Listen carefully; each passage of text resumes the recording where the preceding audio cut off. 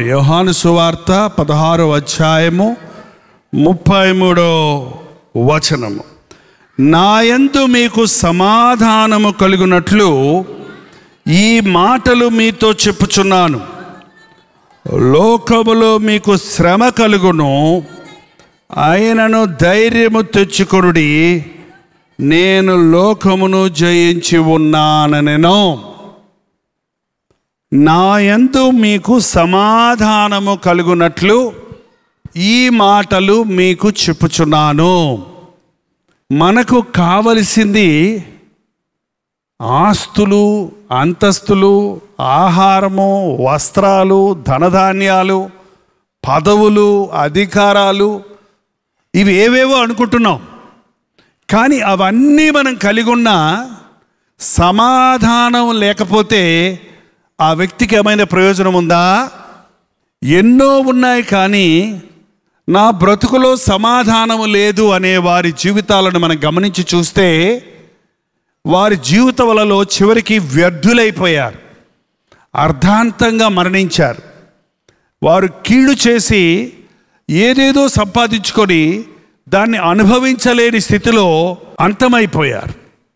మనిషికి కావలసింది సమాధానం, నెమ్మది, తృప్తి, సంతోషం.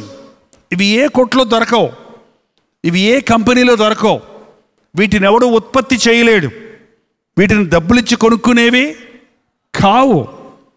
ఈ సమాధానం, మనసుకు నెమ్మది, సంతృప్తి, కంటి నిండా నిద్ర, తిన్నది అరగటం, చక్కగా తినిన తర్వాత జీర్ణించుకోగలిగితే మనసుకు నెమ్మదిగా ఉంటుంది. పొట్టలో డిజార్డర్ అయితే తలకాయ పోటు వస్తుందటండి, తలలో తలపోటు వస్తుంది. తలలో ఆలోచనలు వరకే ఆలోచించుకుంటే ఆ దిగులు పడిపోతూ ఉంటే పొట్టలో కలవరగలుగుతుంది. మీకు తెలుసా దీనికి ఎంత సంబంధం ఉందో? పొట్ట బాగోలేదంటున్నావు, నీ మనసు బాగోలేదన్నమాట.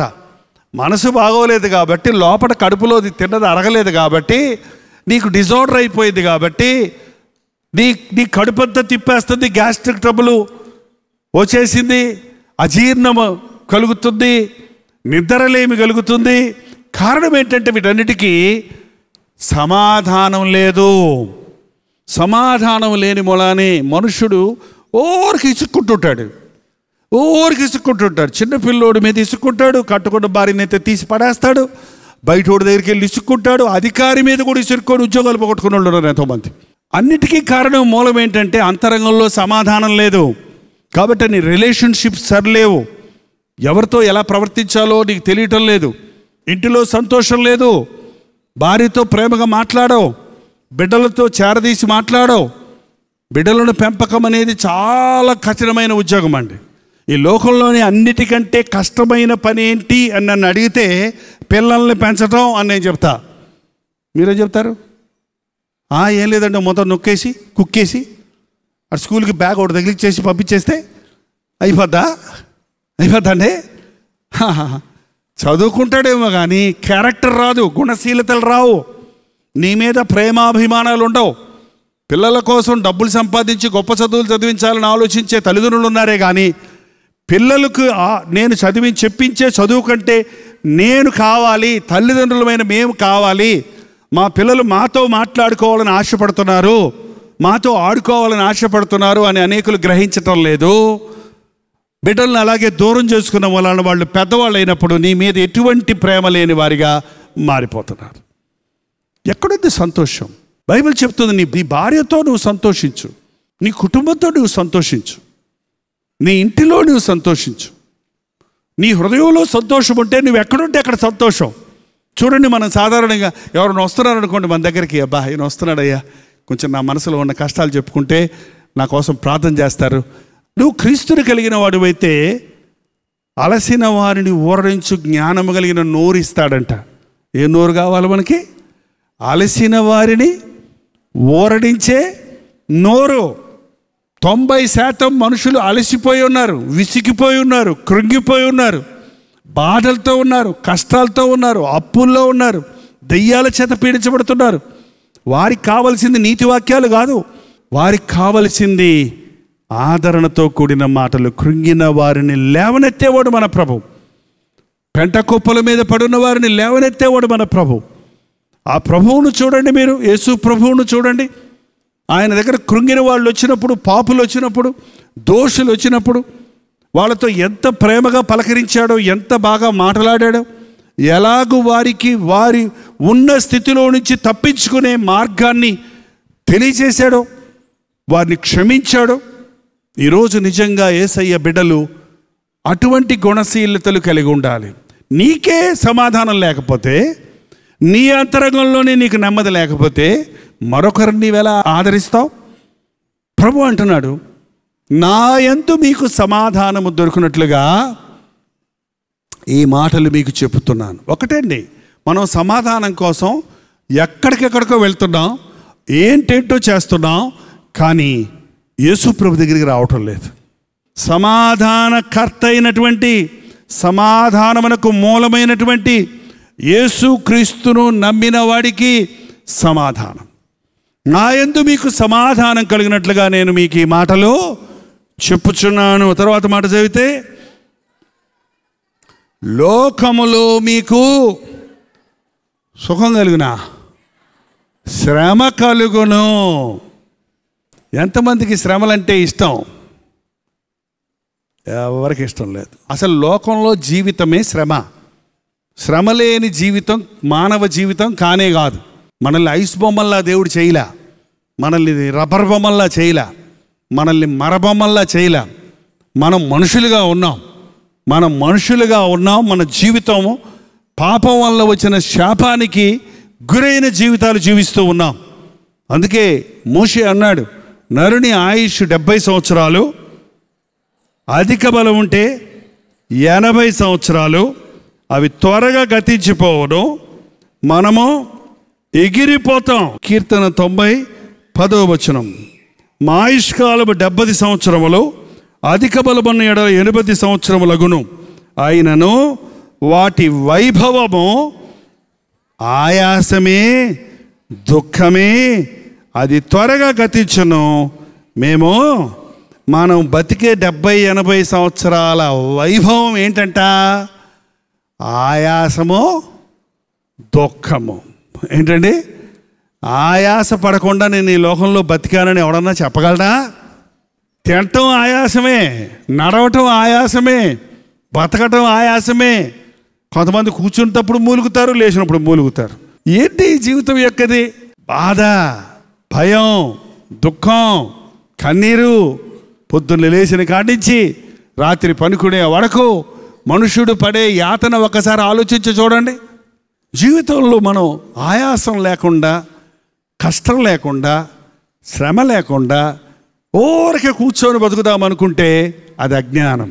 శ్రమ నొంది ఉండుట నాకు మేలాయను అన్నాడు దావీదు. మన శ్రమలు మనకు పాఠాలు నేర్పిస్తాయి. మన శ్రమలలో మన విశ్వాసం పెరుగుతుంది. మన శ్రమలలో మనం అనుభవ జ్ఞానాన్ని సంపాదించుకుంటాం. మన శ్రమలలో మనం ఆరితేరతాం. ఒక తల్లి బిడ్డను కనాలంటే ఆ బిడ్డను గర్భంలో ఉంచుకొని శ్రమ పడాలి, మొయ్యాలి. 3 నెలల్లో ఏ ఊళ్ళు అంటారు మన భారతదేశంలో? Morning sickness. కొంతమందికి నా తల తిరిగిపోతుంది, వాంతులు అయిపోతున్నాయి, తిన్నదాగటం లేదు, చాలా మార్పులు కలుగుతాయి. ఎందుకంటే ఒక శిశువుకు నువ్వు జన్మమిస్తున్నావు కాబట్టి శరీరంలో మార్పులు కలిగినప్పుడు ఆ తల్లి చాలా ఒక ప్రక్రియలో నుంచి వెళ్తుంది. కానీ అలాంటి మార్నింగ్ సిక్నెస్ ఇంత కష్టంగా ఉంది, వాంతులు అయిపోతున్నాయి కాబట్టి నాకు పిల్లలు వద్దు అని ఏ తల్లన్నా చెప్పడం మీరు ఎక్కడన్నా విన్నారా? ఏంటండి? ప్రసవ వేదన పడి బిడ్డను కనాలి, 9 నెలలు మొయ్యాలి. ఆ బరువు మోస్తూ ఆమె ఎంత ఆయాసంగా, ఎంత ప్రయాసంగా, ఎంత జాగ్రత్తగా ఉంటుంది, ఎంత శ్రమైనా తట్టుకుంటుంది. కారణం తానొక శిశువుకు జన్మము ఇవ్వబోతుంది. శ్రమ లేకుండా సుఖం లేదండి, శ్రమ లేకుండా ఆశీర్వాదాలు లేవు. ఈ రోజున శ్రమలు అక్కర్లేదనే వాళ్ళు చాలామంది తయారయ్యారు. శ్రమలు పోగొట్టుకోవడానికి యేసు ప్రభువుని నమ్ముకుంటానంటున్నారు. కానీ శ్రమలలో దేవుడు నేర్పించే ఓర్పు, శ్రమలలో ద్వారా దేవుడిచ్చే ఫలం అత్యధికమైన ఫలంగా ఉంది. చూడండి, ఒకసారి ఆలోచన చేయండి. మన పిల్లల్ని కొన్నిసార్లు మనం శ్రమ పెట్టకూడదని మనమే అన్ని పనులు చేసి వాళ్ళని అల్లారు ముద్దుగా పెంచుతున్నాం. దయచేసి అలా చేయకండి. ఎందుకంటే మీ పిల్లలతో మీరు ఎప్పుడు ఉండరు. వాళ్ళ బతుకు వాళ్ళు బతకాలి, వాళ్ళ కుటుంబాలు వాళ్ళు కట్టుకోవాలి, వాళ్ళు బిడ్డలను కని వాళ్ళు పెంచుకోవాలి. కాబట్టి మన పిల్లలకు చిన్నప్పటి నుంచి క్రమశిక్షణ నేర్పించాలి, విశ్వాసం నేర్పించాలి, ప్రార్థన నేర్పించాలి, వాక్యం నేర్పించాలి. కష్టపడాలి, ఎవరి బట్టలు వాళ్ళు ఉతుక్కోవాలి, ఎవరి పనులు వాళ్ళు చేసుకోవాలి. అస్తమానం అమ్మ చేసి పెట్టంటే చాకరీ చేయబట్టే నువ్వు ఎంత మంచి తల్లివైనా, ఎంత ప్రేమ కలిగిన దానివైనా, నీవు అలా చేస్తే నీ బిడ్డలకు నష్టాన్ని కలుగు చేస్తున్నావు కానీ మేలు కాదు. శ్రమలు సహించటం నేర్చుకోండి, శ్రమలలో ఓర్పు కలుగుతుందని నేర్చుకోండి. హెబ్రీయులకు రాసిన పత్రిక 5:8 ఆయన కుమారుడై ఉండి తాను పొందిన శ్రమల వలన విధేయత నేర్చుకున్నాడు. చూసారా, యేసు ప్రభు విధేయత నేర్చుకున్నాడంటే దానికి మూలం ఏంటంట? శ్రమల ద్వారా విధేయత వస్తుందండి. శ్రమలు మనకి విధేయత నేర్పిస్తుంది, శ్రమలు మనకు జాగ్రత్తను నేర్పిస్తుంది. శ్రమపడి కష్టపడి సంపాదించిన డబ్బు ఉందనుకో నీ దగ్గర, నువ్వు పొద్దు నుంచి సాయంత్రం దాకా కష్టపడి చెమట కార్చి ఒక 1000 రూపాయలు సంపాదించావు అనుకో, దాన్ని ఖర్చు పెట్టాల్సి వచ్చినప్పుడు నువ్వు ఎలా ఖర్చు పెడతావు చెప్పు? ఆలోచించి ఖర్చు పెడతావు. నీకు ఎవరో ఓరకనే 10,000 ఇచ్చారనుకో, ఖర్చు పెట్టుకోరా అన్నావు అనుకో, 3 నిమిషాలు ఉంటాయా? ఏంటంటే నువ్వేం ఆలోచించకుండా దాన్ని ఎంత కష్టపడితే 10,000 వస్తాయని తెలియదు కాబట్టి దూబరా చేసేస్తావు. అందుకనే నీవు కష్టపడటం నేర్చుకో, శ్రమ పడటం నేర్చుకో. యేసుక్రీస్తు కొరకు ఒక వ్యక్తి శ్రమ పడితే అతని భక్తి, విశ్వాసం, పరిశుద్ధత పెరుగుతుందే కానీ వారు అవిశ్వాసులుగా మారరు. కొందరిని కావాలని దేవుడు శ్రమ పెడతాడండి. నాకు శ్రమలు వద్దు మొర్రో అంటావా? ఆ శ్రమలలో విధేయత నేర్చుకుంటావా? మీకు లోకంలో శ్రమలు ఉంటాయి, వాటిని చూచి దిగులు పడకండి. ఆ శ్రమలు తట్టుకునే శక్తి, ఆ శ్రమలలో నుండి బయటపడే శక్తి, ఆ శ్రమల ద్వారా పరిపూర్ణులయ్యే కృప నేను మీకు ఇస్తానంటున్నాడు ప్రభు. నేను కూడా శ్రమపడ్డాను ఈ లోకంలోనికి వచ్చి, నేను కూడా శ్రమపడి మీకోసం నా అడుగు జాడలు మీకోసం వదిలిపెట్టి వెళ్ళాను, మీరు కూడా నా అడుగు జాడలలో నడవండి అన్నాడు. అది సమాధానం. శ్రమలో ఉన్నప్పుడు కృంగిపోవటం కాదండి. శ్రమలు వచ్చినప్పుడు ఓహో దేవా నన్ను హెచ్చిస్తావా, నన్ను దీవిస్తావా, నన్ను ఇంతకంటే మెరుగ్గా చేయాలని ఆశిస్తున్నావా అని మీరు వెతకగలిగితే, ప్రభువుని ప్రార్థించగలిగితే దేవుని సన్నిధిలో శ్రమలలో కూడా నీవు ఆనందించగలుగుతావు. నీ జీవితంలో ఏ శ్రమ కలిగినా, ఏ నిందొచ్చినా, ఎటువంటి పోరాటం ఉన్నా కృంగిపోవద్దు. ఆ సమయంలో ఏడవాలంటే ఏడు మంచిదండి. ఇదేంటి పాస్టర్ గారు ఎట్టు చెప్తున్నారు? ఏడు మంచిది అంటారు ఏంటండి? అసలు ఏడుపు ఎందుకు పెట్టాడు దేవుడు? చెమట కారటం మంచిదా చెడ్డదా? అయ్యో చెమట కారుతుంది, అయ్యో అంటే అదే కారణే అయ్యా. లోపట ఉన్న వ్యర్థ పదార్థాలన్నీ బయటికి వెళ్ళిపోవడానికి శ్వేత గ్రంథుల్ని దేవుడే పెట్టి నీ బ్లడ్, నీ స్కిన్, నీ శరీరంలోని భాగాలు ప్యూరిఫై చేయడానికి దేవుడు శ్వేత గ్రంథుల్ని పెట్టాడు. చెమట కారటం మంచిది, కానీ మనమేమో ఏసీలో కూర్చొని చెమట కారకూడదు. సుఖపడు మంచిదే, కానీ కష్టపడటానికి మాత్రం సిగ్గుపడకో, భయపడకో. నీవు చెమట కారితేనే నీ శరీరం ప్యూరిఫై అవుతుంది. కన్నీరు కారిస్తేనే నీ గుండె తేలిక అవుద్దండి. కన్నీరు కార్చినప్పుడు గుండె తేలిక అవుద్ది. కొండ నిండా నీళ్ళు ఉన్నప్పుడు గుండె ఎంత బరువుగా ఉంటుందో, గుండె నిండా దుఃఖం ఉన్నప్పుడు గుండె భారంగా ఉంటుంది, బాధగా ఉంటుంది. ఏడ్చేసావు అనుకో అవన్నీ నీళ్ళని కారిపోయినాయి అనుకో, కొండ ఖాళీ అయిపోతే ఎంత బాగుంటుందో లైట్గా అయిపోద్దండి. ఏంటండి? కానీ మనుషుల దగ్గర ఏడవకండి, ఉడుకుపోతాను ఏడవకండి, ఏడుపులు ఏడవకండి. ఏంటంటే ఏడ్చేవాడు పశ్చాత్తాపంతో ఏడవాలి, ప్రభువు సన్నిధిలో ఏడవాలి. మీరు దుఃఖించరని నేను సంతోషించడం లేదు, కానీ మీరు దైవ చిత్తానుసారమైన దుఃఖమును పొందారని నేను సంతోషిస్తున్నాను. దైవ చిత్తానుసారమైన దుఃఖము రక్షణార్థమైన మారు మనసును కలుగజేస్తుంది. ఈ కాలంలో మనుషులు ఎక్కువ ఏడవటం లేదండి. పూర్వకాలంలో ఎక్కువ ఏడ్చేవాళ్ళు, ఇప్పుడు ఎవరు ఏడవరు. ఏంటి ఏడుస్తున్నావు? లేదు. అబ్బరం చేస్తారేంటండి శరీరాన్ని? ఏడిస్తే దేవుడి సన్నిధిలో గుండె కొమ్మరిస్తే నీళ్లు కొమ్మరించినట్టు నా హృదయాన్ని సన్నిధిలో కొమ్మరిచేస్తున్నాను. దుఃఖంతో ఆ హన్నా పిల్లలు లేరని దేవుని దగ్గరికి వెళ్ళి ఏడ్చింది. మనుషుల దగ్గర ఏడ్చినంత వరకు ఏం దొరకలే ఆమెకి. భర్త దగ్గర ఏడ్చింది, నాకు పిల్లలు లేవా, ఆ పిల్లల్ని నేనేమంటాను, నేనేమంటావు, నేను దేవుడినా అంటున్నాడు ఆయన. దేవుని దగ్గర ఏడ్చింది అంతే. మరుసటి సంవత్సరం నీ ఒడిలో బిడ్డ ఉంటాడు. దేవుని సందులో ఏడవండి, మగవాళ్ళైనా ఆడవాళ్ళైనా. గుండెల్లో ఉన్న దుఃఖాన్ని దేవుని సందులో కుమ్మరిస్తే నీకు ఈ బీపీలు, షుగర్లు, డిప్రెషన్ అనే మాటకి కొత్త అర్థం కనిపెట్టారు ఇప్పుడు. ఏంటంటే డెత్ ఆఫ్ ద మైండ్ అంట. మనస్సు చచ్చిపోతావు అన్నమాట. మనస్సు చచ్చిపోయింది, మనస్సు చంపుకొని బతుకుతున్నాను అంటారు కొంతమంది. అంటే నీ మనస్సాక్షి పనిచేయదు. ఇక ఒకటే పాయింట్ పెట్టుకుంటావు, నువ్వు దాన్నే ఆలోచిస్తావు తప్ప ఇంకా వేరే విషయాలు ఆలోచించవు. నీ బాధే, నీ సమస్యే, నీ గురే అదే పట్టుకొని, ఇది లేదు, ఇది లేదు, ఇది లేదు, ఇది లేదు, ఇది లేదు, ఇది లేదు, ఇది లేదు, ఇది లేదు, ఇది లేదు, ఇది లేదు. ఇక వేరే విషయం ఆలోచించడం వలన నీ మనస్సు చచ్చిపోతుంది. చివరికి మనస్సాక్షి చచ్చిపోతుంది. జీవితంలో ఏమీ సాధించలేకపోతుంది. జీవితం మీద విరక్తి చెందుతుంది. శాడిస్టులు అంటారు కొంతమంది. వాళ్ళ శాడిస్టులు తయారవుతారు. వాళ్ళు తలదూకోరు, స్నానం చేయరు, మంచి బట్టలు వేసుకోరు. మంచిదే, అన్నీ మిగిలే. కానీ మంచి బట్టలు వేసుకున్న వాళ్ళని, తలదూకున్న వాళ్ళని, స్నానం చేసిన వాళ్ళని పట్టుకొని సతాయిస్తూ ఉంటారు అనమాట. ఏంటండి, శాడిస్ట్ భర్తగా దొరికాడు అనుకోండి ఒక సహోదరికి, ఇంకా అయిపోయింది ఆ పని. ఎందుకు స్నానం చేసావు, ఎందుకు తలదూకున్నావు, ఎందుకు జరగట్టుకున్నావు.